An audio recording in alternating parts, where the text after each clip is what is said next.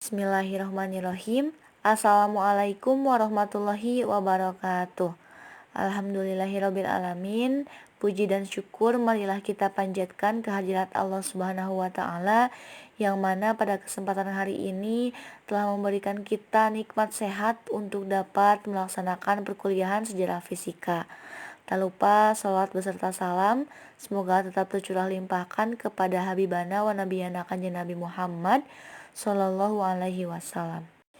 Pertama-tama saya ucapkan terima kasih kepada dosen pengampu sejarah fisika, yaitu Ibu Rifaatul Maulida MVPIS, yang telah memberikan kesempatan kepada kami kelompok 10 untuk dapat sedikit berbagi ilmu terkait perkembangan ilmu optik.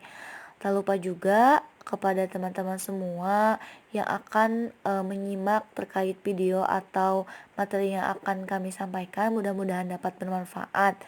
Oke teman-teman, apa kabar nih hari ini? Alhamdulillah ya, pada kesempatan hari ini kita bisa tetap melaksanakan perkuliahan dan tidak terasa juga sekarang kita sudah sampai pada pertemuan ke-14. Mudah-mudahan dari awal sampai sekarang kita dapat menyerap ilmu dengan baik sebagai persiapan kita untuk menuju UAS pada semester 3 ini. Nah, adapun tim dari kelompok 10 sendiri yaitu terdiri dari saya, Nende Nuraini, dengan nomor pokok mahasiswa 202153016, dan Neng Mariamah Maharani dengan nomor pokok mahasiswa 202153072. Baik teman-teman, sebagaimana pada awal tadi sudah saya sebutkan bahwasanya pada pertemuan ke-14 ini kita akan sedikit berbagi ilmu terkait perkembangan ilmu optik, di mana kami akan menjelaskan terkait perkembangan optik tiap periode, perkembangan optik dan tokoh yang paling menonjol, Archimedes memanfaatkan sinar matahari sebagai senjata, dasar Maxwell menyatakan bahwa cepat rambat gelombang elektromagnetik sama dengan cepat rambat cahaya, latar belakang Newton menolak pernyataan Huygens terkait ether, teori Newton mengenai cahaya yang diumpamakan seperti peluru yang melintasi garis lurus, penemuan terkait optik di atas tahun 2000. Baik teman-teman, kita akan mengawali pembahasan yang pertama terkait sejarah perkembangan optik tiap periode, di mana pada sejarah perkembangan optik tiap periode ini terbagi ke dalam 4 periode. Pada periode pertama, yaitu sebelum Masehi sampai dengan 1500 Masehi, optik dipelajari secara ilmiah, dimulai pada tahun 300 sebelum Masehi. Pada zaman prasejarah dikenal dengan zaman yang hanya mengemukakan teori-teori para ahli saja, tanpa dilakukan pembuktian dengan eksperimen, sehingga ada beberapa teori tentang optik yang bermunculan, misalnya teori taktil dan teori emisi. Pada abad ke-10 Masehi, muncul teori yang menentang teori taktil, yaitu teori emisi.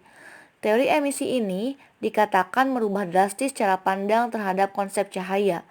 Pada teori emisi dikatakan bahwa kita dapat melihat benda bukan karena mata kita yang memancarkan cahaya ke benda tersebut, tetapi karena terdapat cahaya yang dipantulkan oleh benda yang kita lihat menuju mata kita. Kemudian, pada abad ke-13, pembiasan cahaya mulai disadari. Hal ini terbukti dengan adanya tulisan di buku yang berjudul Perspektiva, karya Bacon, yaitu bila tulisan sebuah buku atau suatu benda kecil dilihat melalui bagian lengkung sebuah kaca atau kristal, akan nampak lebih jelas dan lebih besar. Pada akhir abad ke-15 juga atau pada sekitar abad ke-16, seorang ilmuwan Italia yaitu Leonardo da Vinci mengemukakan tentang optik fisiologis mata manusia yang mengakibatkan penemuan di bidang medis di masa depan mulai terbuka jalannya. Selanjutnya, sejarah perkembangan optik pada periode kedua yaitu sejak 1550 sampai dengan 1800 Masehi. Penemuan-penemuan di periode kedua ini dimulai ketika orang-orang mulai gemar mengamati pelangi, hingga akhirnya diketahui bahwa pelangi disebabkan oleh pembiasan cahaya oleh air. Selain itu, di abad ke-16 ini juga sudah mulai dibuat mikroskop yang menggunakan lensa gabungan, yaitu lensa objektif dan lensa okuler oleh Anthony van Leeuwenhoek. Newton menjelaskan cahaya bagaikan peluru yang melaju mengikuti lintasan lurus. Namun, sampai pertengahan abad ke-18, tidak ada percobaan-percobaan yang mendukung kebenaran bahwa cahaya diumpamakan sebagai peluru di atas. Selanjutnya, sejarah perkembangan optik pada periode ketiga, yaitu sejak 1800 sampai 1890 Masehi. Periode ketiga merupakan periode tersingkat dalam sejarah perkembangan optik. Periode ketiga ini dimulai sekitar tahun 1801. Thomas Young dan Augustin Franz Snell membuktikan bahwa cahaya dapat melentur atau difraksi dan dapat mengalami interferensi ketika dilewatkan pada dua celah sempit.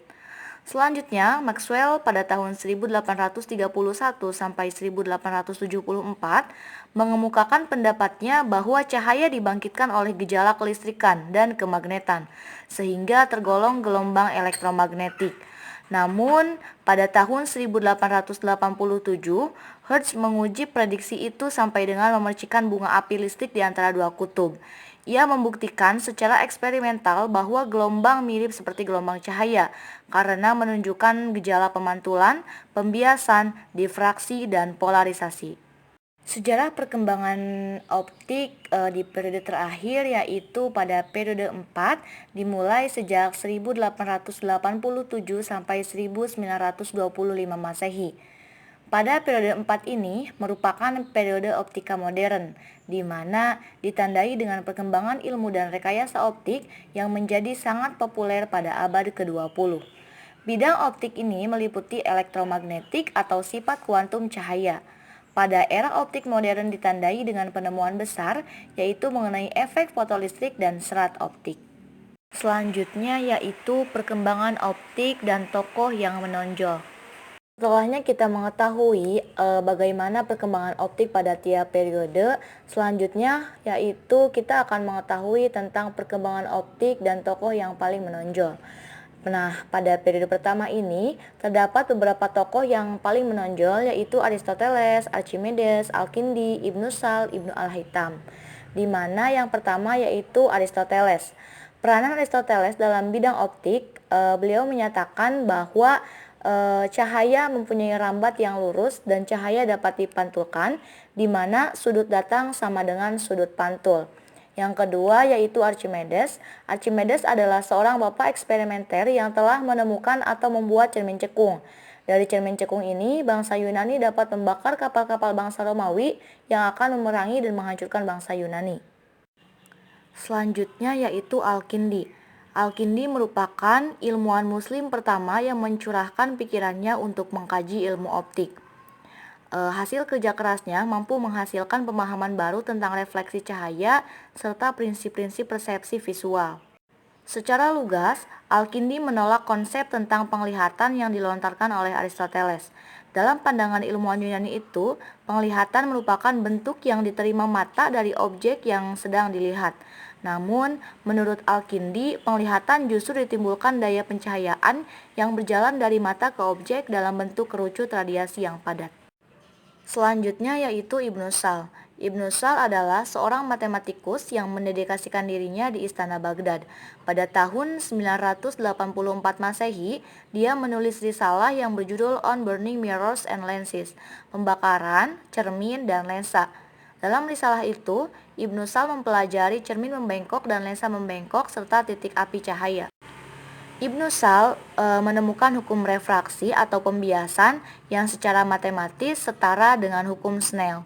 Dia menggunakan hukum tentang pembiasan cahaya untuk memperhitungkan bentuk-bentuk lensa dan cermin yang titik fokus cahayanya berada di titik poros di poros.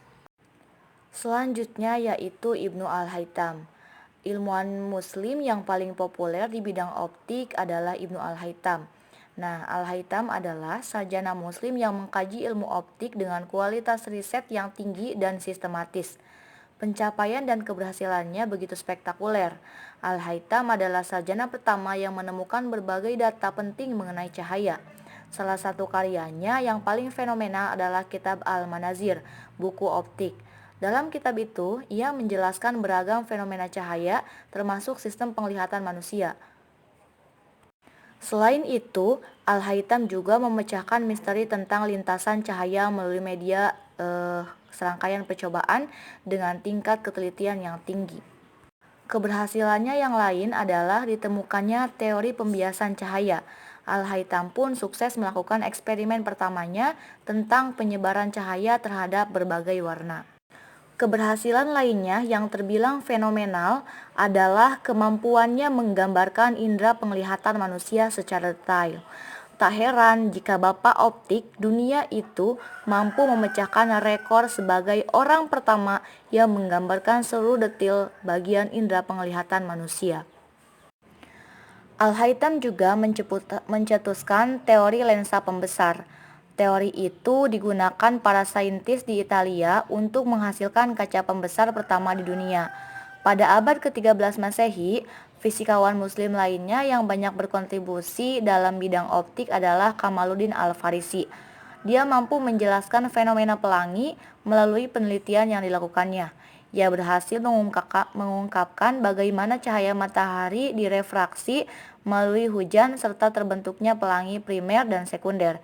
Itulah peran sarjana muslim di era kekhalifahan dalam bidang optik. Nah, selanjutnya pada periode kedua terdapat beberapa tokoh yang menonjol yaitu Sir Isaac Newton, Hans Christian Huygens, Robert Hooke, Galileo Galilei, Johannes Kepler. Nah, yang pertama yaitu Sir Isaac Newton. Sir Isaac Newton membangun teleskop refraksi karena ia menduga bahwa itu bisa membuktikan teorinya bahwa cahaya putih terdiri dari spektrum warna. Nah, dari usahanya itu, dia menyimpulkan bahwa lensa teleskop refraksi akan mengalami gangguan akibat dispersi cahaya menjadi berbagai warna atau aberasi kromatik.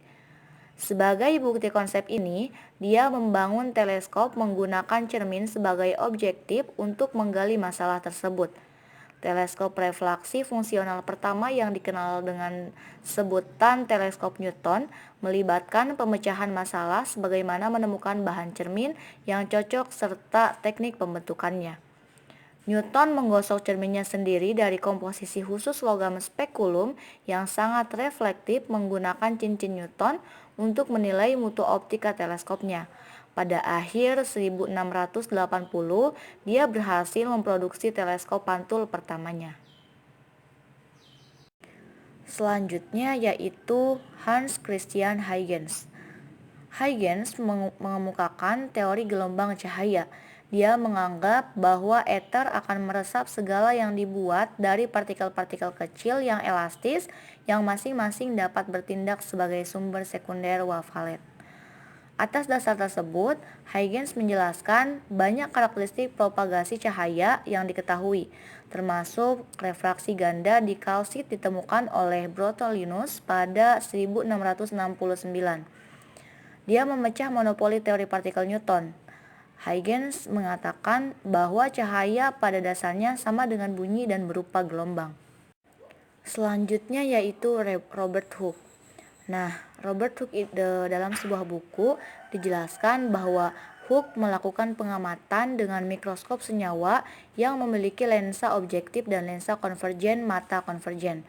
Dalam buku yang sama juga, ia menggambarkan pengamatannya dari warna yang dihasilkan dalam serpihan dari mika, gelembung sabun, dan film minyak di atas air. Dia mengakui bahwa warna diproduksi di mika serpih ini terkait dengan ketebalan mereka tetapi tidak mampu untuk membangun hubungan yang pasti antara ketebalan dan warna. Maka dari itu, Hooke mengajukan sebuah teori gelombang untuk propagasi cahaya. Selanjutnya yaitu Galileo Galilei. Galileo Galilei adalah seorang astronom, filsuf, dan fisikawan Italia yang memiliki peran besar dalam revolusi ilmiah. Sumbangannya dalam keilmuan antara lain adalah penyempurnaan teleskop dengan 32 kali pembesaran dan berbagai observasi astronomi seperti menemukan satelit alami Jupiter. Yang terakhir yaitu Johannes Kepler. Johannes Kepler dalam bukunya Iklan Vitellionem menyatakan bahwa intensitas cahaya dari sumber titik berbanding terbalik dengan kuadrat jarak dari sumbernya. cahaya yang dapat diperbanyak melalui jarak jauh tanpa batas, dan bahwa kecepatan propagasi adalah tak terbatas. Dia menjelaskan visi sebagai konsekuensi dari pembentukan gambar pada retina oleh lensa pada mata, dan benar menggambarkan penyebab panjang sightedness dan kecepatan. Dalam dioptri, Kepler disajikan penjelasan tentang prinsip-prinsip yang terlibat dalam mikroskop lensa konvergen atau divergen dan teleskop.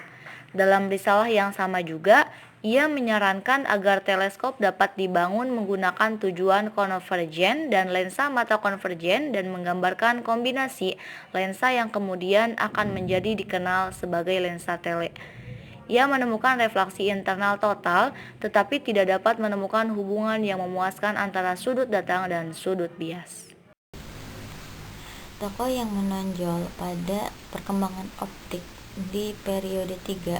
Yang pertama, Thomas Young dari Inggris pada tahun 1773 sampai 1829. Thomas Young melakukan percobaan yang sangat empirik terhadap sifat gelombang cahaya. Karenanya, ia percaya bahwa cahaya terdiri dari gelombang, dengan beralasan bahwa beberapa jenis interaksi akan terjadi ketika dua gelombang cahaya bertemu. Tutorial interaktif ini mengeksplorasi bagaimana gelombang cahaya koheren berinteraksi ketika melewati dua celah berjarak dekat. Pada tahun 1793, ia berhasil menjelaskan proses akomodasi pada mata manusia, yang mengatakan bahwa lensa mata berubah bentuknya sesuai jarak benda yang dilihatnya. Dan pada tahun 1801, ia mengemukakan penyebab astigmatisme, yaitu keadaan mata yang menyebabkan benda yang dilihat nampak kabur. Hal ini disebabkan oleh lengkungan mata yang tidak normal. Pada tahun ini, ia juga menemukan hukum interferensi cahaya. Ia membuktikan bahwa cahaya adalah gelombang. Selain itu, yang beranggapan bahwa suatu zat memiliki batas ketegangan. Sifat ketegangan inilah yang dinamakan modulus Young pada suatu zat. Tokoh yang kedua yaitu Etienne Louis Malus dari Prancis pada tahun 1755 sampai 1812. Pada tahun 1808, sebagai hasil pengamatan cahaya yang dipantulkan dari jendela Luxembourg Polaris di Perancis melalui kristal kalsit seperti yang diputar, Malus menemukan efek yang kemudian menyebabkan kesimpulan bahwa cahaya dapat terpolarisasi oleh refleksi. Tokoh yang ketiga yaitu James Clerk Maxwell dari Skotlandia pada tahun 1831 sampai 1879. Maxwell pada tahun 1865 dari studi tentang persamaan menggambarkan medan listrik dan magnet. Dia temukan bahwa kecepatan gelombang elektromagnetik harus dalam kesalahan eksperimental menjadi sama dengan kecepatan cahaya. Maxwell menyimpulkan bahwa cahaya adalah bentuk dari gelombang elektromagnetik. Maxwell menyelidiki tentang hubungan antara warna dengan cara bagaimana warna tersebut tertangkap oleh mata. Nah, hasil penyelidikannya merupakan dasar dari fotografi warna dan menuntun Maxwell untuk membuat potret warna. Maxwell menyatakan bahwa cepat rambat gelombang elektromagnetik sama dengan cepat rambat cahaya, yaitu berkesimpulan bahwa cahaya merupakan gelombang elektromagnetik. Tokoh yang keempat yaitu Michael Faraday pada tahun 1845. Pada tahun 1845, Faraday mulai meneliti tali temali cahaya dengan gejala elektromagnetik. Penelitian ini diusulkan oleh William Thomson. di mana seberkas cahaya yang terpolarisasi oleh bidang ia lewatkan sejenis kaca berat yang terletak di antara kedua kutub magnet. Bidang polarisasi cahaya itu ternyata berputar. Faraday pun merasa senang kelihatannya. Bukan saja listrik yang terkait dengan kemagnetan, tapi keduanya berhubungan dengan cahaya. Ia menyimpulkan bahwa gaya magnet dan gaya cahaya berhubungan satu sama lain. Hal ini menurut Faraday memungkinkan besar sangat penting pada penelitian susulan terhadap kedua jenis yang dialami. Ya, ini prediksinya tidak melesat. Kelak ya kemudian hari, Maxwell merumuskan hubungan ini secara matematis. Pada periode keempat, tokoh yang menonjol pada perkembangan ilmu optik yang pertama Michelson dari Amerika pada tahun 1852 sampai 1931. Di tahun 1926, Michelson melakukan percobaan yang terakhir dan paling akurat untuk menentukan kecepatan cahaya menggunakan jalan cahaya dengan panjang 35 km dari Mount Wilson Observatorium untuk teleskop di Gunung San Antonio. Ia menemukan nilai 200.099.796 km per detik. Michelson melakukan eksperimennya dengan desain dan prinsip yang sama seperti milik Young berupa percobaan celah ganda. Awalnya, percobaan interferometer Michelson digunakan untuk membuktikan adanya ether, namun tidak terbukti.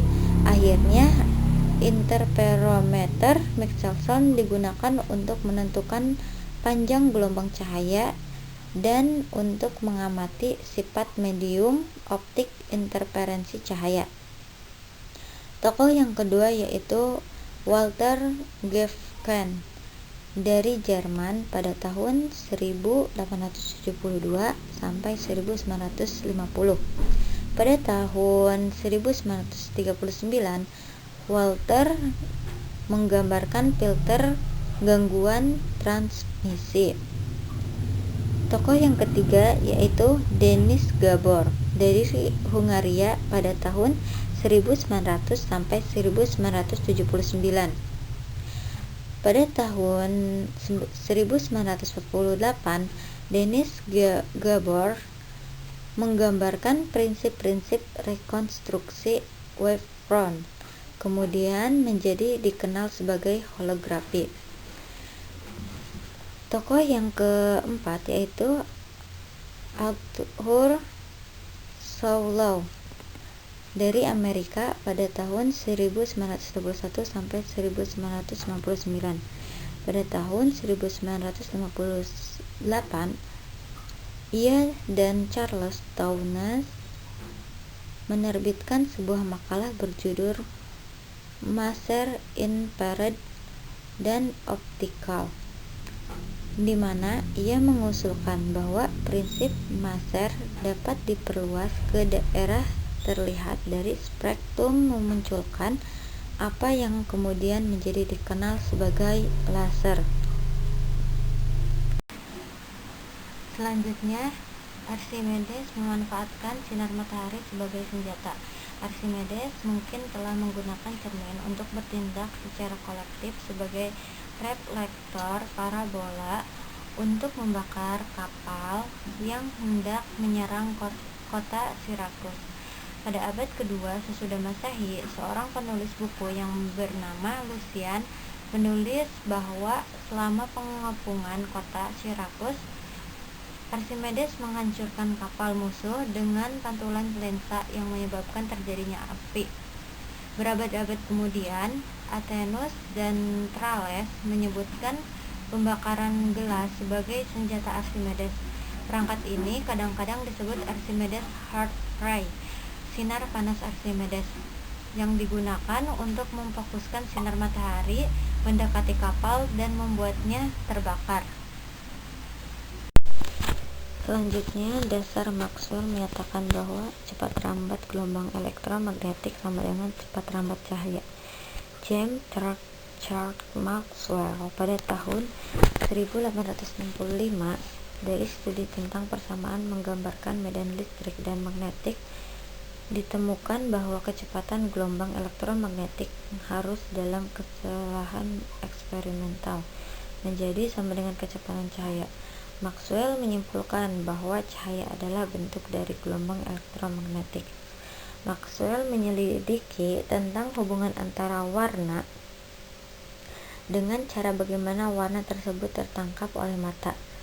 Hasil penyelidikannya merupakan dasar dari fotografi berwarna dan menuntun Maxwell untuk membuat potret berwarna. Maxwell menyatakan bahwa cepat rambat gelombang elektromagnetik sama dengan cepat rambat cahaya yaitu, dan berkesimpulan bahwa cahaya merupakan gelombang elektromagnetik. Selanjutnya, latar belakang Newton menolak pernyataan Huygens tentang ether. Newton menjelaskan cahaya bagaikan peluru yang melaju mengikuti lintasan lurus. Anehnya, di lain tempat, Newton malah mengusulkan teori getaran ether untuk menjelaskan sifat cahaya. Ini memperlihatkan ketidakkonsistenan Newton. Tapi Newton percaya bahwa ether terdiri dari partikel yang sangat halus dan membuatnya bersifat sangat renggang dan lenting. Alam tanpa ether tidak mungkin menghantarkan gelombang. Newton bersikukuh menolak ide Huygens bahwa cahaya bersifat gelombang. Menurut Newton, gelombang akan melebar dan mengisi seluruh ruangan seperti gelombang air mengisi seluruh kolam. Padahal dalam praktik cahaya mengamati garis lurus dan tidak mengisi ruangan bayangan. Pada kesempatan lain, Newton menyatakan lebih suka lagi tetap kosong daripada diisi ether. Teori Newton mengenai cahaya yang diumpamakan seperti peluru yang melintasi garis lurus. Newton menjelaskan cahaya sebagaikan peluru yang melaju mengikuti lintasan lurus.